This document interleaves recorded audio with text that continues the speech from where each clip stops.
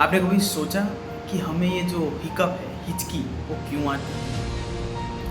Actually हमारे अंदर एक मसल होती है डायाफ्राम, जिसकी मदद से हम ब्रीथ करते हैं, सांस लेते हैं। तो कभी कभी वो ना इरिटेट हो जाती है और कॉन्ट्रैक्ट हो जाती है, सिकुड़ जाती है, समझ में आ रहा है? उसकी साइज़ कम हो जाती है, जिसकी वजह से हमारा जो वोकल कॉर्ड है वो भी क्लोज होता है सडनली, और जिसकी वजह से हम आवाज़ निकालते हैं, हिक, और इसी वजह से इसे कहा जाता है हिकअप। और यस, जो लोग काफ़ी तेज़ खाना खाते हैं ना, उनमें ये होने के चांसेस काफ़ी ज़्यादा रहते हैं और उन्हें हिकअप, हिचकी काफ़ी ज़्यादा आती है।